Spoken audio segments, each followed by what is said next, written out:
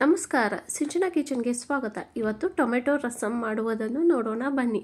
ನೋಡಿ, ನೆಗಡಿ, ಕೆಮ್ಮು, ಕಫ ಆದಾಗ ನಾವು ಮಕ್ಕಳಿಗೆ ಈ ಥರ ಮೆಣಸು ಹಾಕಿ ಟೊಮೆಟೊ ರಸಂ ಮಾಡಿಕೊಟ್ರೆ ತುಂಬಾ ಚೆನ್ನಾಗಿರುತ್ತೆ. ಆರೋಗ್ಯಕ್ಕೂ ಕೂಡ ತುಂಬಾ ಒಳ್ಳೆಯದು. ಹುಳಿ ಹುಳಿಯಾಗಿ ಸಿಹಿಯಾಗಿ ತುಂಬಾ ಚೆನ್ನಾಗಿರುತ್ತೆ ಇದು. ಈಗ ಈ ರಸಂ ಮಾಡುವುದು ಹೇಗೆ ಅಂತ ನೋಡೋಣ ಬನ್ನಿ. ಈಗ ನಾನಿಲ್ಲಿ ಒಂದು ಕಡಾಯಿಗೆ ಸ್ವಲ್ಪ ಎಣ್ಣೆ ಹಾಕಿ ಅದಕ್ಕೆ ಕಡಲೆಬೇಳೆ, ಉದ್ದಿನಬೇಳೆ, ಸ್ವಲ್ಪ ಧನಿಯಾ, ಒಂದು ಸ್ವಲ್ಪ ಮೆಂತೆ, ಜೀರಿಗೆ ಮತ್ತು ಒಣಮೆಣಸಿನ್ಕಾಯಿ, ಕರಿಬೇವು ಇಷ್ಟನ್ನು ಹಾಕಿ ಚೆನ್ನಾಗಿ ನಾವು ಸ್ವಲ್ಪ ಕೆಂಪಗೆ ಆಗೋವರೆಗೂ ಫ್ರೈ ಮಾಡ್ಕೋಬೇಕು. ಸ್ವಲ್ಪ ಬೆಳ್ಳುಳ್ಳಿಯನ್ನು ಕೂಡ ಹಾಕಿ ಫ್ರೈ ಮಾಡಿ. ಸ್ವಲ್ಪ ಇದು ಎಲ್ಲವೂ ಫ್ರೈ ಆದ ನಂತರ ನಾವಿಲ್ಲಿ ಒಂದು 8 ಮೆಣಸನ್ನು ಹಾಕಿ ಸ್ವಲ್ಪ ಫ್ರೈ ಮಾಡಬೇಕು. ಮೆಣಸು ತುಂಬ ಜಾಸ್ತಿ ಫ್ರೈ ಮಾಡಲು ಹೋಗಬೇಡಿ. ಈಗ ನಾನು ಇಲ್ಲಿ ಟೊಮೆಟೊವನ್ನು ಕುದಿಸಿ ಇಟ್ಟಿದ್ದೆ, ಅದು ಸ್ವಲ್ಪ ತಣ್ಣಗಾದ ನಂತರ ನಾವು ಈಗ ಇದನ್ನು ನುಣ್ಣಗೆ ಮಿಕ್ಸಿ ಮಾಡ್ಕೋಬೇಕು. ಟೊಮೆಟೊವನ್ನು ಎಲ್ಲ ಸಿಪ್ಪೆ ತೆಗೆದು ಮಿಕ್ಸಿ ಮಾಡ್ಕೋಬೇಕು. ಹಾಗೆ ನಾನು ಈಗ ಮಸಾಲವನ್ನು ರುಬ್ಬಿದ್ನೆಲ್ಲ ಅದಕ್ಕೆ ನಾನು ಒಣ ಕೊಬ್ಬರಿಯನ್ನು ಕೂಡ ಹಾಕಿದ್ದೆ ಮಿಕ್ಸಿ ಮಾಡುವಾಗ. ಈಗ ಇದನ್ನು ಕೂಡ ನಾವು ನುಣ್ಣಗೆ ಮಿಕ್ಸಿ ಮಾಡಿಕೊಂಡು ಒಂದು ಕಡಾಯಿಗೆ ಟೊಮೆಟೊವನ್ನು ಮಿಕ್ಸಿ ಮಾಡಿರುವುದನ್ನು ಹಾಕಿ, ಹಾಗೆ ಮಸಾಲವನ್ನು ಮಿಕ್ಸಿ ಮಾಡಿದ್ದೇವಲ್ಲ ಅದು ಕೂಡ ಇದಕ್ಕೇ ಹಾಕಿ ನೋಡಿ. ಈ ಥರ ಮಸಾಲ ಮಾಡಿದರೆ ತುಂಬಾ ಒಳ್ಳೆಯದು. ಎಲ್ಲವೂ ಒಂದು ಸ್ವಲ್ಪ ನೀರು ಹಾಕಿ ಚೆನ್ನಾಗಿ ಮಿಕ್ಸ್ ಮಾಡಿ.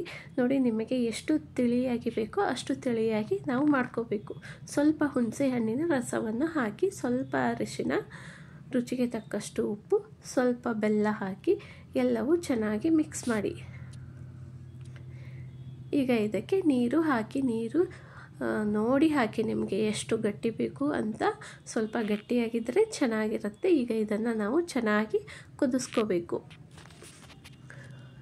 ಈಗ ಇದು ಕುದಿಯುವಷ್ಟರಲ್ಲಿ ನಾವು ಒಗ್ಗರಣೆಗೆ ರೆಡಿ ಮಾಡೋಣ. ಒಗ್ಗರಣೆಗೆ ನಾನಿಲ್ಲಿ ಸ್ವಲ್ಪ ಎಣ್ಣೆ ಹಾಕಿ, ಎಣ್ಣೆ ಬಿಸಿ ಆದ ನಂತರ ಇದಕ್ಕೆ ಸಾಸಿವೆ ಸ್ವಲ್ಪ ಚಟಪಟ ಆದ ನಂತರ ಜೀರಿಗೆ ಹಾಕಿ, ಸ್ವಲ್ಪ ಬೆಳ್ಳುಳ್ಳಿ ಚೆನ್ನಾಗಿ ಕೆಂಪಗಾಗಬೇಕು. ಸ್ವಲ್ಪ ಕರಿಬೇವು ಮತ್ತು ಒಣಮೆಣಸಿನ್ಕಾಯಿ ಹಾಕಿ ಚೆನ್ನಾಗಿ ಫ್ರೈ ಮಾಡಿ. ಸ್ವಲ್ಪ ಬೆಳ್ಳುಳ್ಳಿ ಕೆಂಪಗಾಗಬೇಕು ಒಗ್ಗರಣೆ. ನೋಡಿ, ಇವಾಗ ಸಾರು ಕೂಡ ಆ ಕಡೆಗೆ ಕುದೀತಾ ಇದೆ.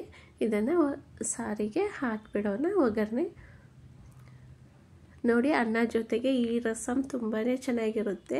ಅನ್ನ ಜೊತೆಗೆ ಅಲ್ಲದೆ ನೀವು ಹಾಗೆ ಕೂಡ ಈ ಸಾರನ್ನು ಕುಡಿಬೋದು. ತುಂಬಾ ಚೆನ್ನಾಗಾಗತ್ತೆ. ನೆಗಡಿ, ಕೆಮ್ಮು, ಕಫ ಇದ್ದರೆ ಮೆಣಸು ಹಾಕಿದ್ದೇವಲ್ಲ ತುಂಬ ಬೇಗನೆ ಆರಾಮಾಗತ್ತೆ. ಹಾಗಾಗಿ ನೀವು ಈ ಥರ ಮೆಣಸು ಹಾಕಿ ಮಕ್ಕಳಿಗೆ ರಸಂ ಮಾಡಿಕೊಡಿ, ತುಂಬಾ ಚೆನ್ನಾಗಿರುತ್ತೆ.